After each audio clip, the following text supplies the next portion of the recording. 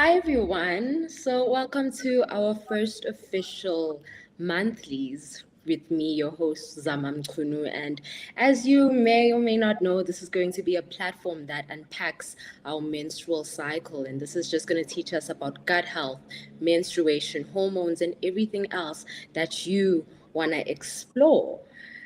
Tonight we have Chelsea Hornby, who is the executive director of Inside Her. She's a leading entrepreneur as well as an advocate for women's health and has been honored for her contribution to advancing women's health and workplace equality. How are you, Chelsea? I'm doing very well, Zama. How are you? Thanks for having me. Thank you so much for honoring us. And, I'm pretty sure you're busy, so you're honoring our time and this platform as well. And thank you so much for being our first guest. Before we get started, sorry, before we get started, I just want to know and find out. I was doing research and I found out that you have 11 qualifications to your name. Oh, not even I knew that. I think it comes down to we all search for meaning, and we all search to make a difference in this world. And ultimately, whatever that means to get there and do that, that is what we need to upskill ourselves in to actually better our contribution and to ultimately be qualified to do so. Has it officially helped out? Do you back that we should have 11 qualifications to ourselves? No, I wouldn't say that. My journey, when it came to studying and qualifications and so forth, was really just not knowing what I wanted to do. I always wanted to be in the health space. I actually wanted to be a dietitian, and just my path didn't go down that way. But I think the intersection of understanding business, from marketing to upskilling in women's health, the area and the domain that I'm now working in, it's ultimately you find your path, right? And all of these skill sets and qualifications that one can get over time just contributes to you being competent in the area that you're in. So no, you don't have to get that many qualifications, but just be true to yourself. That's what I say, is do you, and whatever it takes for you to be 100% authentic to your vision and where you feel that you want to make a difference, make sure that you're seeking that out. 100%, and you definitely have been true to your vision. So just as we get started, Chelsea, I just want to know and find out, as menstruation has been such a hush-hush topic, especially in the big 2026, what made you decide you're going to lead this conversation from a global upfront? So the hush-hush topic about periods, for me, this journey in women's health did not start with women empowerment. I was not empowered. It actually started with fear, desperation, frustration, and a lot of pain. And why I say that is that when I started my period, I was 12 years old. It was during the middle of a school day. And I remember going to the bathroom and seeing stain on my underwear and immediately was so confused. I didn't know why. I didn't know what was going on. And that rush of anxiety and worry and dread just came over me because I never got the talk. I was just told by my mom that one day you'd get a period on that elusive day and you will bleed every single month for the rest of your life, right? And when, as a little girl, or going into adolescence, you hear that, immediately you start off on the wrong foot when you hear the word period, because now it's something that you have to endure for the rest of your life. And the thought of having a period just put me off completely. But when I started my period, I was actually filled with this dread and this shame, but not because I knew there was something wrong with me or thought there was something wrong with me, but rather because I was never explained or told what was actually happening in my body. And because there was no education, no preparation, and just silence, that silence was absolutely terrifying. And because your body starts changing as you're a young girl going into adolescence and starting to do things that are completely out of your control. You just don't understand why. And now you're having to try and navigate this time in your life, which is very scary. And when I was at school, there was no education around menstrual health. None of my friends really knew about it. Everyone was just keeping quiet. No one talked about their periods. And it was a really hard journey being at school and suffering with the symptoms that I did. For me, it was years and years of absolutely severe pain, heavy bleeding, exhaustion, mood swings. And I'm not talking about the mood swings when you're happy 1 minute and then sad the next. I'm talking about mood swings that were severe anxiety, that turned into depression, feeling like I didn't want to live. And absolutely nothing triggered that. There was no reason why I felt that way. And because it was this roller coaster of emotions that was so unpredictable, I actually lost trust in myself because I couldn't predict how I was going to feel. And people started labeling me as being oversensitive. They started labeling me as being emotional. But the truth is, it's not something I actually could have controlled. It was my hormones. And I was on this hormonal roller coaster, right?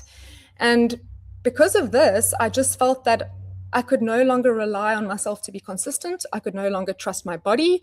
I could no longer trust my mood. And because of that feeling of not being able to control myself and never being taught that it was just my hormones, I mean, at 14, 15, what do you know about hormones? What is hormones? And the period pain, the heavy bleeding, the mood swings, all being also dismissed as it just being normal. It's just a part of being a woman, right? And you think, okay, well, is feeling like I'm going crazy a part of being a woman? Is feeling out of control just a part of being a woman? Is being in severe pain just a part of being a woman? And that is just what was, taught and just normalized. And unfortunately, my experience was not normal by any means. In fact, over the past decade being in this realm of work in women's health, like I've learned that even though my experience wasn't normal, it was extremely common amongst girls and women. From going through that scary, volatile experience of not knowing how to control how you were feeling, to pain, to managing your period at school where it's trying not to get your uniform stained because of like excessive bleeding and that shame and that stigma and that fear, not being able to concentrate on what the teacher is actually talking about in class because you're too worried about not leaking out.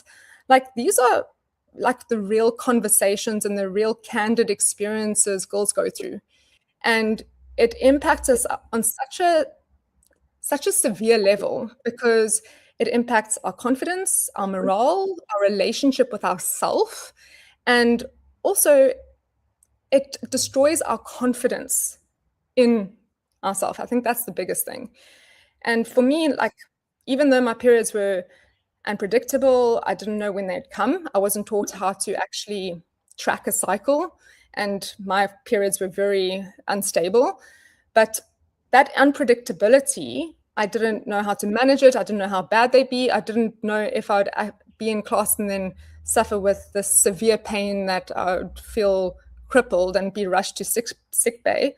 Many times I even collapsed during school because the pain was so severe. And the thing I was just told was, you just have to carry on. This is just a part of being a woman. And that is the most shocking thing to hear, is that one has to endure going through such severe symptoms and lived experience and just being told this is normal, not being flagged, hey, you should go to a doctor to get checked out. You should check if your symptoms are actually normal. And it's not anyone's fault. But the fact is that women's health has been neglected for ever.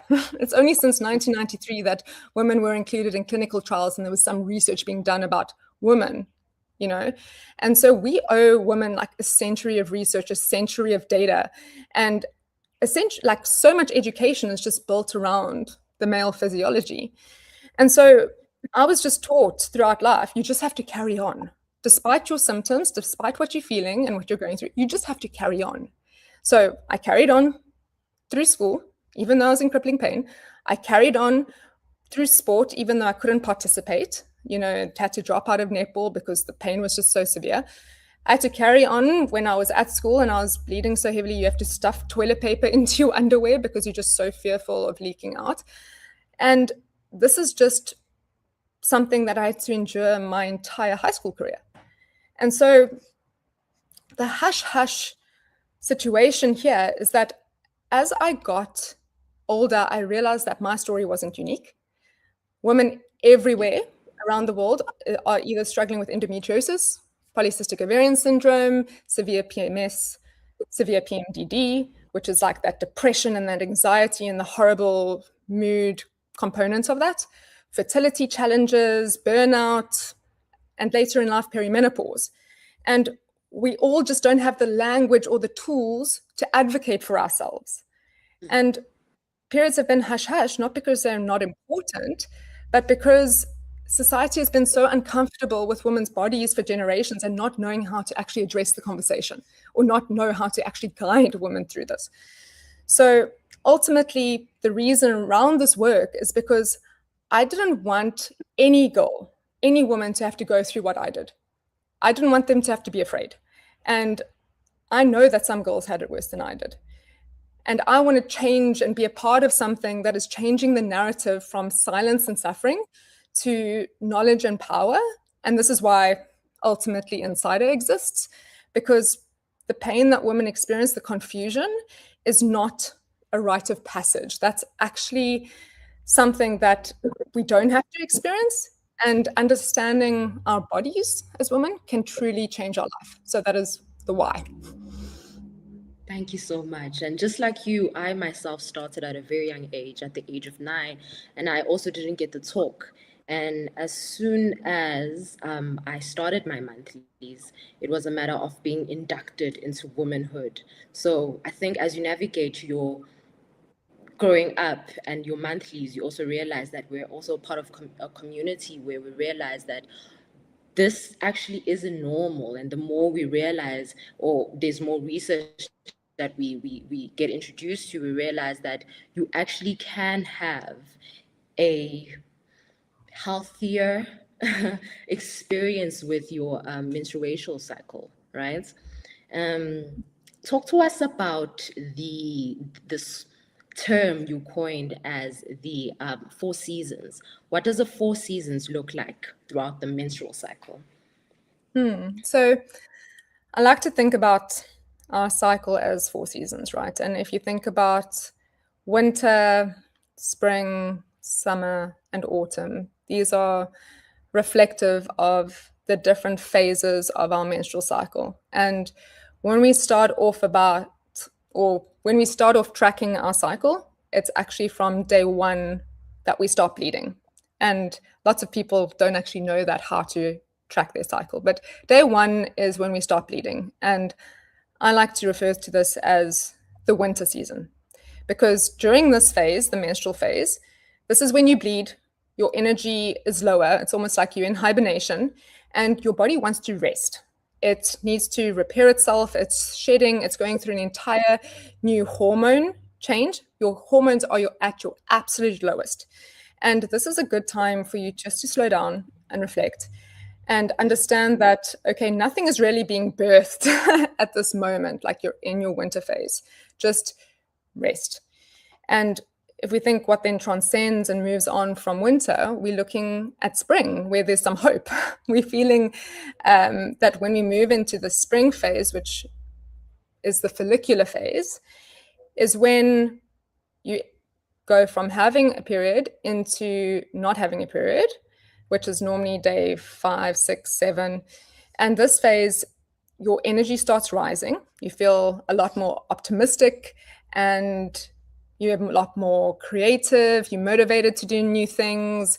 You start going out a bit more. When you're in your winter phase, you just want to like curl up on the couch. You don't want to see people. You just want to be by yourself. But that follicular spring phase, you start seeing, new changes. And it's literally when your curiosity starts coming back online.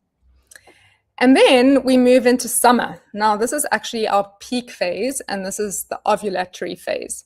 And this is when we feel our most confident, we're feeling the most social, our energy is at an all-time high, we're more expressive, we may be dancing around our house a little bit more, singing, going out with friends, being like the activator, let's meet up, let's do this.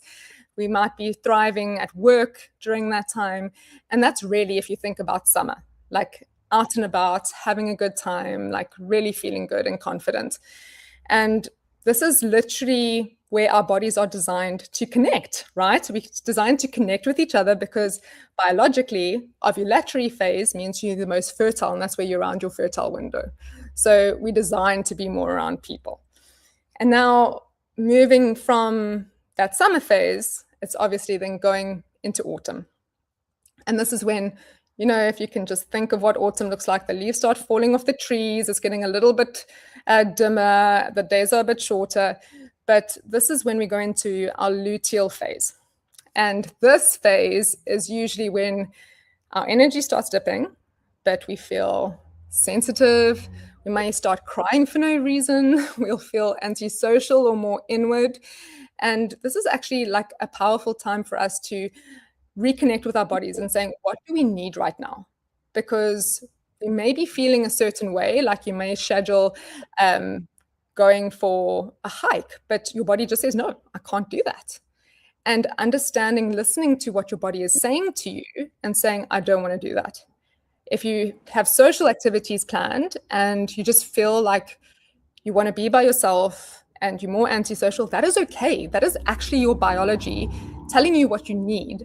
So the goal here is not to work against your hormones and resist the way that you're feeling. It's actually to listen to what your body is telling you and to work with your hormones and not against them. So ultimately, these different months and these different phases, one isn't necessarily better than the other, but they have their different strengths. And it's important to know which season you're in, because that means that during that phase, you can start working with your hormones and do the things that will actually support a better phase. So yeah, that's ultimately the different seasons. I love putting your entire month or your entire menstrual cycle into the different seasons and what they represent. That is something that blows my mind, and I'm just gonna consider it next time I go into my monthlies. So I see we also have comments. Please do drop us questions that we get to ask Chelsea at the end of the session. Chelsea, we heard you you were quoted saying that our gut is like a control center for our periods. What do you mean by second brain? So I'm sure somewhere along the line we've heard this connection, right? The gut-brain connection. And the gut actually directly influences our hormones. It directly influences how we experience our cycle, how we experience our period, and how that physically manifests in our body. So when I say the second brain, it means that our gut and our brain are actually in constant conversation every single day, and they're just talking to each other. And when we eat and what we eat, so what we eat, if you think about the single ingredients, it actually either influences your inflammation levels, your blood sugar, how your body processes hormones like estrogen. So think about it as bits of information. Your food is bits of information to your hormones on how they should actually respond. So when your gut is supported, your periods are then less painful and your moods are stable and you don't have as much bloating. But when your gut is under strain, if you're eating like a high processed diet, you're not eating enough fiber, and that can also be from, if you have chronic stress or inflammation. We all sometimes gravitate towards having a poor diet when we're in that luteal phase. But this means that our hormones also won't be cleared and get cleared properly in our gut. So sometimes we store too much excess estrogen and it gets recycled in our body and it's not eliminated. Now, this isn't a good thing when it comes to our period symptoms or our PMS symptoms. So if we're not eating properly, that shows up in our body. It actually shows up as heavier periods, a lot stronger cramps, acne, mood swings, and often intense PMS. Like personally, growing up, I realized that whenever I would consume dairy, I would have the worst period of like that time. Like I would have such severe cramps, I would have such severe mood swings. But then I started cutting out. So when I'm saying dairy, milk specifically, because it's very rich in estrogen too and other hormones, I experienced that when I started cutting that out, I had no cramps whatsoever. And I only cut it out during my luteal phase. And because I was like so desperate to kind of relieve my symptoms when I was a teen and I was playing around with it, I was like, this is insane. And so the simple changes that one can make, and just understanding that our food and the ingredients that we're putting in is actually information that our brain starts to decode and take as, okay, I'm either going to trigger inflammation or I'm going to trigger the cramps. And I know this is like a bit insane, but it's true. And so when it comes to the structuring of meals, we need to understand that every meal is actually a signal. It's telling your body to either calm the inflammation, balance your hormones, or push your system further into stress. So it's extremely important that, especially during luteal phase, because that's like the preparation stage before your period, we support the gut, and ultimately the cycle health will represent how well your diet is supporting those hormones during that time. Now, how do we navigate our cravings through our monthlies? So cravings are not all bad, and cravings are extremely normal. It's normally your body signaling to you what you need. So normally you have like a specific nutrient need that your body requires, and that's why we're craving certain things. So before our period, during that luteal phase, that is when our body needs more energy and it needs more key nutrients, right? So the two main ones are normally magnesium and iron.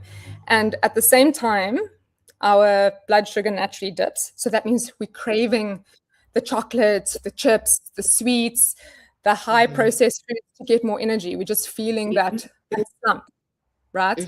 And so because our blood sugar is naturally dipping, we start craving, and those cravings can be intense and they can be sudden, and you can't think about anything but that salty bag of chips or that chocolate. Like it's all, you don't want anything, you just want that. And your cravings during that time are not a lack of willpower, it's actually your body asking for support because it needs more. And so the goal there is not to like, hey, just ignore your cravings. It's having smarter snacks, because the craving is actually what you're craving tells you what you're needing. So if you're craving chocolate, you normally need more magnesium.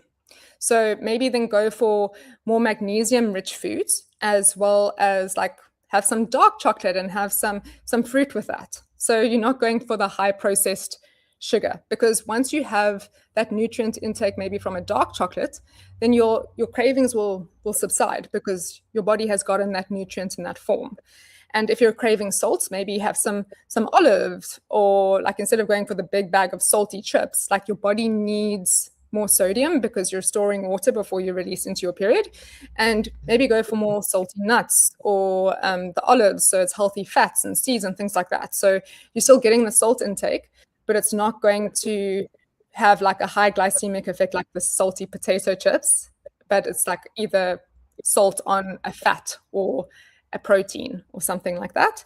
And then if you're craving carbs, which I think 99% of women in luteal phase do, try something like some sweet potatoes and make like a sweet potato dessert or something like that, that you're giving your body the carbs, but it has like a lower glycemic effect, and it's rich in the antioxidants. It's rich in your vitamin A. It's also rich in the magnesium and the zinc and all of these different minerals and nutrients that your body is requiring. So the cravings are, no, I get them, are sometimes intense, and we just want to eat the whole 5 bags of chips that we've got sitting in our pantry.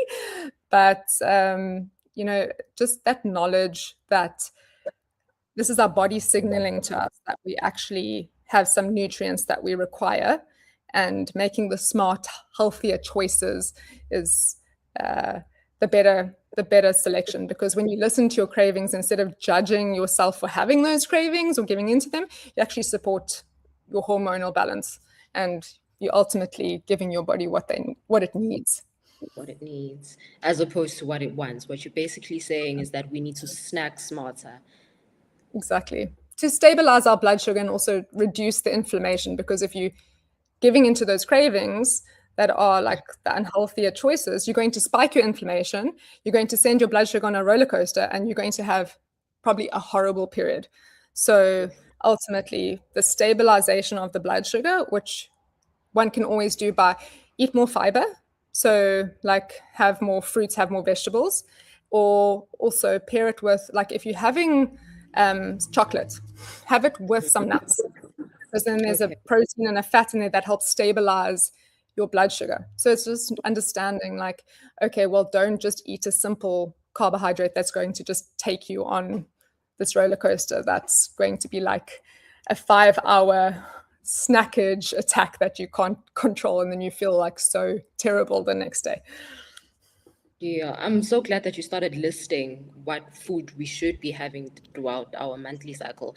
Talk to me about what items we should add onto our grocery list. So grocery, there's some staples that are always in my fridge because I know that my body tolerates them well and anti-inflammatory, and that's what we need to promote also better hormones.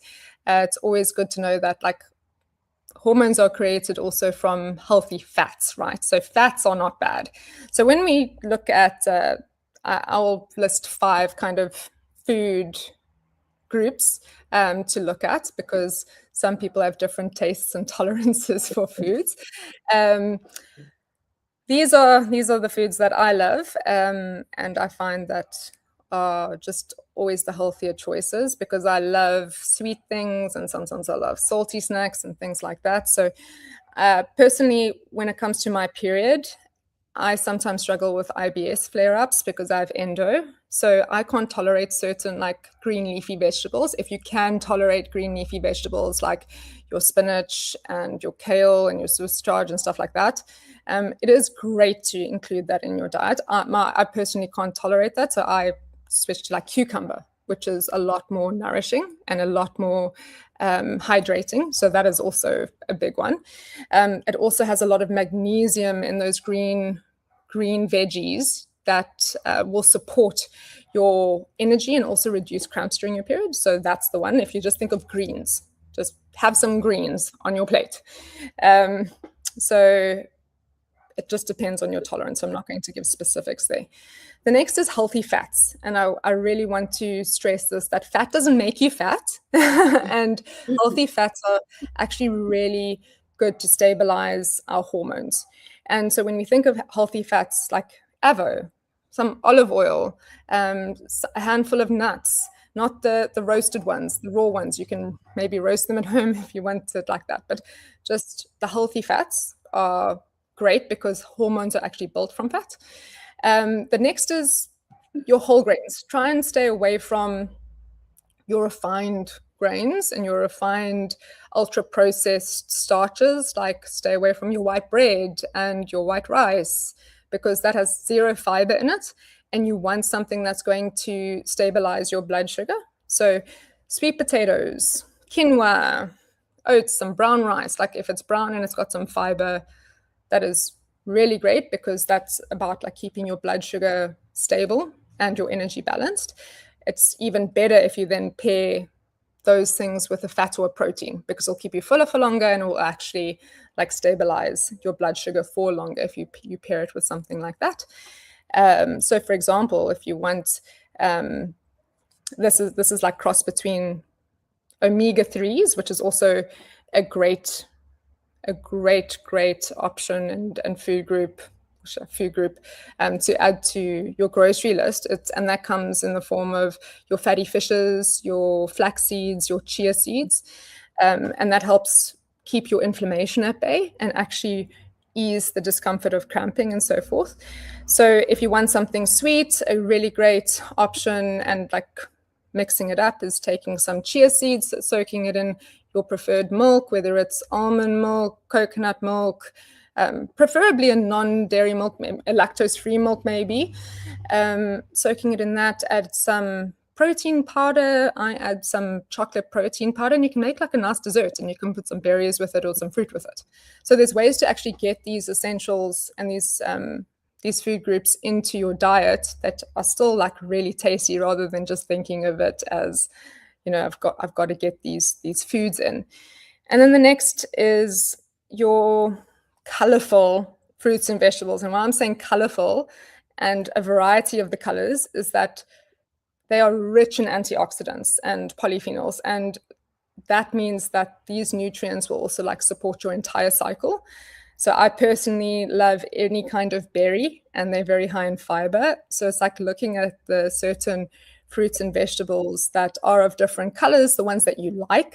I'm not going to tell you to buy kale if you hate kale, but all the different fruits and vegetables that you like, that's basically going to be the winning solutions, is the greens, the healthy fats, the whole grains, the omega-3s, and the colorful fruits and vegetables. And then like one thing to limit, if you're really thinking about things not to consume, especially during like your luteal phase, is that stay away from the ultra processed things. So the sweets, the processed meats, like the Viennas, or chocolate, just chocolate. It's like really processed. So, or should I say, if it's got all of the other ingredients and not just the cocoa, because those kinds of things also really spike inflammation, and they really make cramps worse. They can make your mood swings harder to manage. So anything that's really ultra processed, but don't deprive yourself. Just make some smarter choices of foods that are still going to really satisfy you and you're going to enjoy at the end of the day. That's really, really interesting, Chelsea. And just a quick question surrounding this being a lifestyle choice. I wanted to ask you if you now feel the benefits of the lifestyle choices you've made, considering where you were at 12 years old with the period symptoms that you had and the severe pain that you experienced. Do you now feel that you've gone a long way with the symptoms that you would experience back in the day?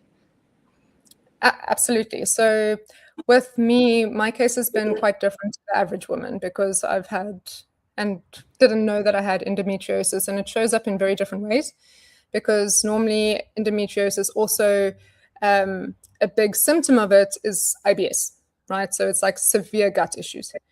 So for my whole life, I was like troubleshooting what flared me up and what triggered my IBS, and thinking that I had gut problems, when actually it was my hormones that was messing up my gut, the endometriosis messing that up, because those two things actually go hand in hand. And so many women with endometriosis are misdiagnosed with IBS. They actually have endo because IBS is a secondary symptom, right? So if you have gut issues and you have IBS and you have severely painful periods, etc., get checked out. So my symptoms, for example, when I was in school, I had severe acne. And I didn't know that severe acne can be triggered by low progesterone levels.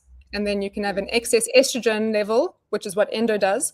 And it suppresses your progesterone and you can get acne. So if you also have severe acne and you've tried everything and you have good skin hygiene and you're eating clean, it could be because your progesterone is low. And there's certain ways that you can also boost your progesterone, like through certain seeds and foods and things like that.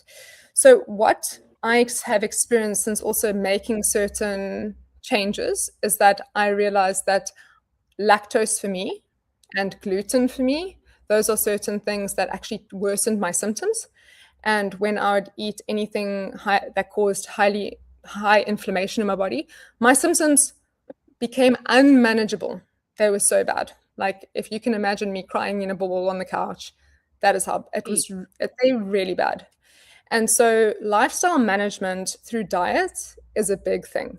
And I can very gladly say that my gut issues and gut symptoms have almost disappeared because of the changes that I've made when it comes to just making smarter choices when it comes to what I'm eating and being conscious of what is anti-inflammatory and what is actually going to support my health.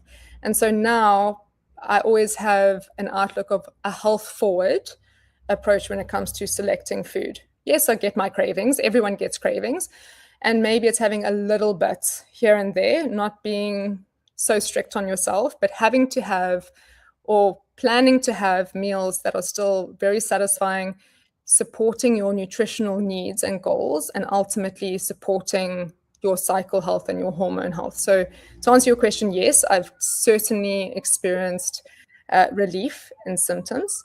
They're not all gone, because when you live with like endometriosis, it doesn't just make your pain go away, but the pain is a lot less when you're managing it in a way that's supportive of lower inflammation, etc.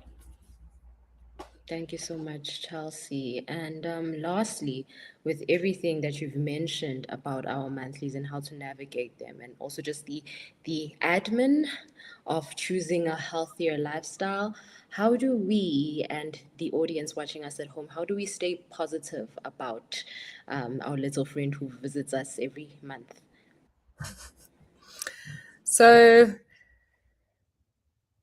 I really want to say this in a way that's not just like this toxic positivity, right? Because periods aren't great. But our periods and our cycle gives us really important information about our body, like really important. So if, for example, you're having a very heavy period and you have a lot of clots, or your period is very unregular and you cannot predict when it's going to come, or you have severe pain where you literally are lying on the couch in a ball and you can't talk to anyone because you're in that much pain, there is something that your body is telling you that is not right. There's something there that either your hormones are completely dysregulated or there's some sort of underlying condition, right? So I don't want to say that if you're going through something like that, it's just to put on a smile and have a positive outlook towards your period, because that's perpetuating the misinformation and the silence around how these conditions and these symptoms give us that information to make sure that, or for us to check what is our health status. And our period does that. Our period and our cycle is basically a vital sign. Just like your blood pressure, right? Just like your blood glucose. Like our period is a vital sign and a checkup to help you understand what your health profile is like in a snapshot. And when we learn to decode our cycle, that gives us the blueprint on what we need to do in order to take steps in the right direction to live in better health. So what this means is that you can start like tracking your cycle. I think that's step one. So start noting down when you start bleeding, what the date is, the start, the end of it, how many days you bleed for, the flow intensity, that kind of factor. Then how are your energy levels? So do you have high energy? Do you have low energy? Are you somewhere in between? Like, get to know how you feel during that time. Even if you want to go a step back and track how you feel during your luteal phase, that gives you even more information on how your hormones are supporting you during your entire cycle, because luteal phase is normally giving you key insights to whether you've got too much estrogen, you've got too little progesterone. Like if you are feeling so depressed that you're literally suicidal a week before your period, your progesterone is so low. Like this is something that we need to know that, okay, we need to then support your progesterone levels and bring them up, because this is not what's meant for you. You aren't meant to feel like this. But this is all information, right? So after you track your energy levels, like then start assessing those mood changes and that week before your period and the week of your period. Like, are you more irritable? Are you a lot more sad? Are you feeling depressed? Are you feeling anxious? Are you confident? Are you motivated? Like however you're feeling, like make a note of that. Whether it's on a piece of paper, whether it's on your notes app on your phone, whether it's on a cycle tracking app. Start tracking these things. Start tracking your physical symptoms, like your cramps. Like, Do you have a lot of bloating? Do you have acne? Do you have a lot of breast tenderness? Are you experiencing migraines and headaches? And then as you start tracking this, you will start to see that patterns start to emerge. And those patterns actually give you insight into what your body is trying to tell you. So when you start listening to your body, you say, okay, well, this doesn't seem like this is right. Or I've got too many symptoms and this may mean, I've got low progesterone. I mean, we've got ChatGPT and AI now. We can actually type in certain symptoms and understand that these symptoms that correlate with our period over a period of time mean certain hormone levels are low and what we can do to boost that up. So the superpower lies in using that information that our period gives us and decoding that information to improve our health, to actually work with our hormones, work with our bodies, and to unlock the better version of you. So the positivity there is that when we start listening to our body, we can truly work with it and support it to become a better version and for it to then support us and carry us so that we can have a better period experience, because we don't want to ignore this experience. We don't want to ignore our symptoms, because that then just perpetuates going or delayed diagnosis or misdiagnosis or living in a poor quality of life because we've just ignored it as something normal. We didn't want to talk about it and just remain positive.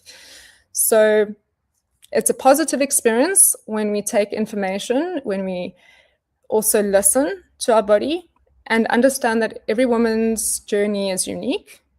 It's like, don't compare anyone's period experience to your own, because we all have different factors that influence how our monthly cycle goes. But also just be more kind to yourself. I think knowing that different stages, like that winter to spring, summer, and autumn, they also require different things of you. They require you to slow down in that autumn phase, like listen, introspect, like respect your body and what it needs. Don't push it beyond its limits. Don't go and do like a 20K run, if you can run that far, like a day before your period, because your body is not going to respond well to that. So starting to really understand what our body needs during those different phases, that is going to be the game changer, and that is going to be the positive outlook where we're going to have a better experience. All right, so we'll just jump into our Q&A from our audience. I'm just browsing through our comments right now.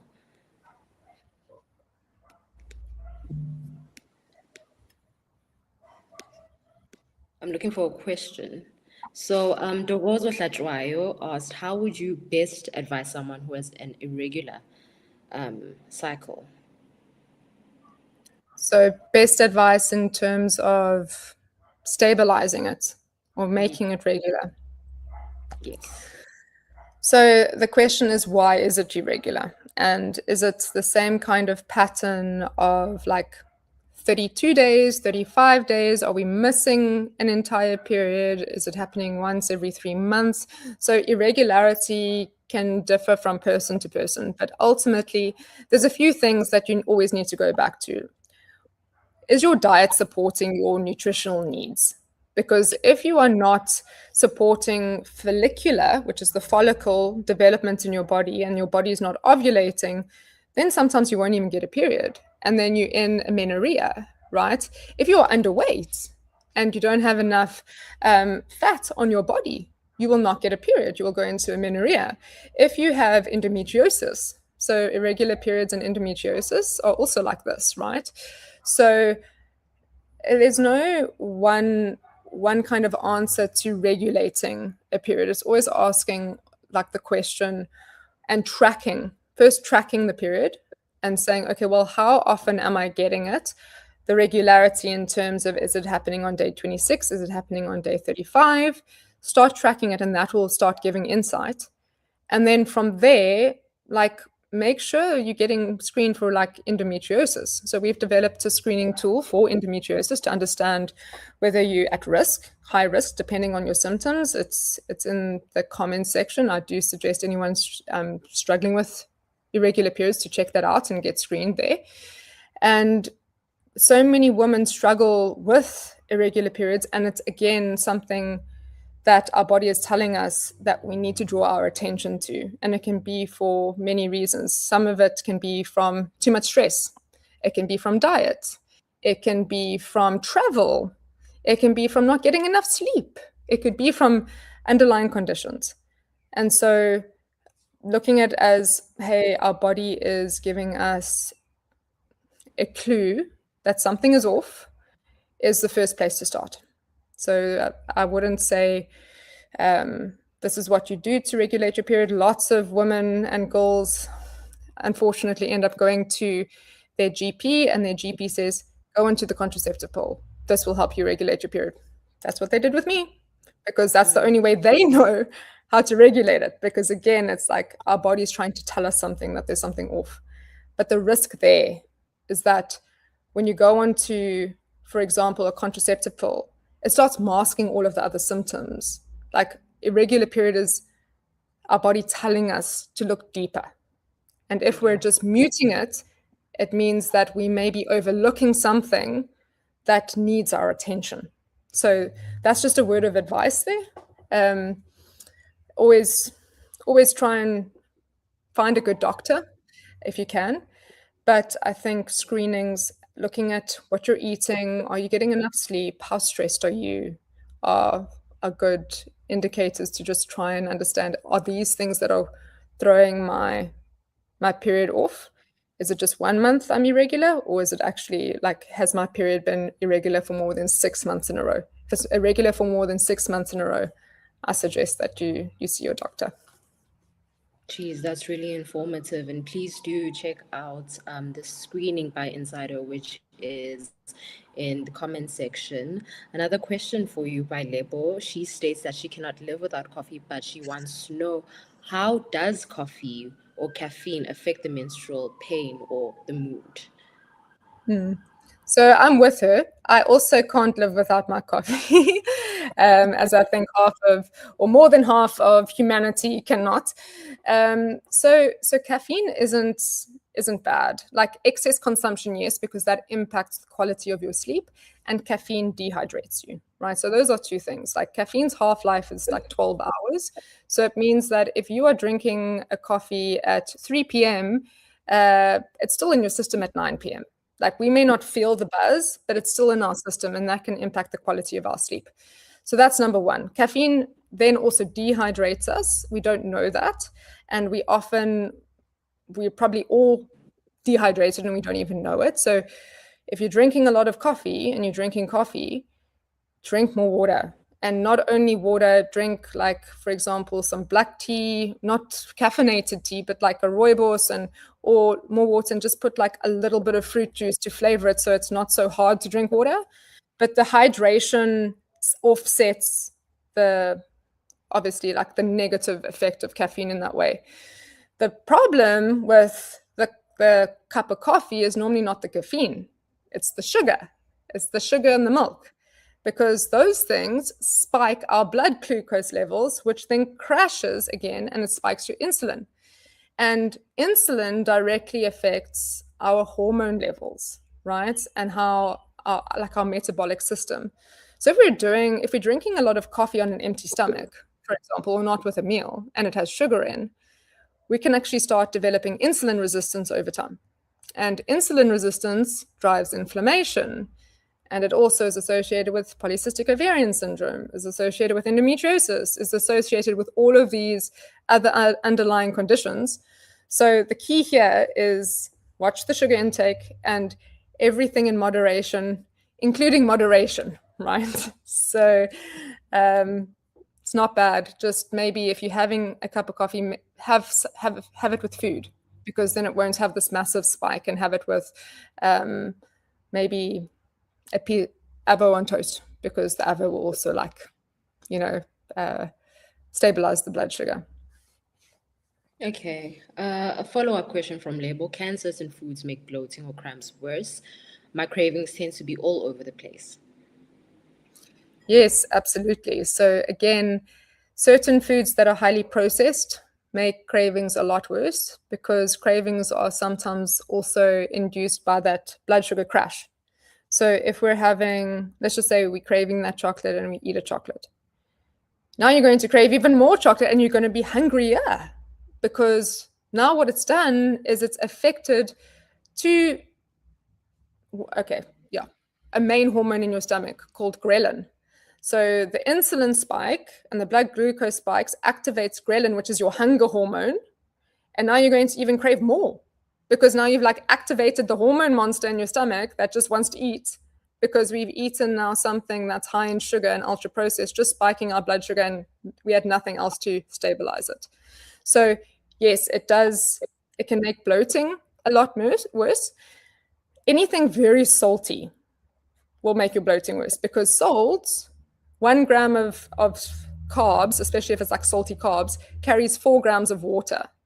So if you are having a big bowl of rice or you're having a big bowl of pasta and you ate 200 grams of pasta, it clings to per gram, it clings to 4 grams of water, which is like 800 grams there. So now you're going to be carrying an extra 800 grams, and that's going to be sitting in your digestive tract, and it's going to make your bloating even worse because now your body is holding on to more water, right? So ultimately, here it's like we need to focus on the proteins, the fats, and the carbs. Like if you're craving, it's okay to have a little bit of what you're craving, but try have something nourishing as well. Remember to drink water and fluids because if we don't drink enough, that's even going to make our body hold on to more water, bloating worse. And cramps, yes, so anything that's ultra processed will make you cramp more. As I shared earlier, for example, milk made my cramps unbearable. So this is when it's also like tracking what you're eating during certain times and seeing if it triggers certain responses in your body because everyone is different, but anything ultra processed, anything very high in sugar that's going to crash you is guaranteed to make your cramps worse and your bloating worse. Sheesh. I hope Lebo does take that into account. And lastly, Candice has a question. What does a period positive world look like for Chelsea? Period positive world is where women don't have to talk in whispers or whisper about their period. We can talk about it as if we're talking about what we just learned in school, if we can talk about it at the dinner table, because it's something that's so normal. It is so normal. And understanding that this information, like we can talk about having a cold, or we can talk about like our gym progress, that kind of normalcy is so important because it's through that conversation and through that dialogue and that normalcy that's created that we start learning what truly is normal to experience during a period. And when we start speaking about it openly, we realize, hey, what I'm going through, none of the other friends I'm talking to or none of the other people I'm talking to are going through. This is a red flag, right?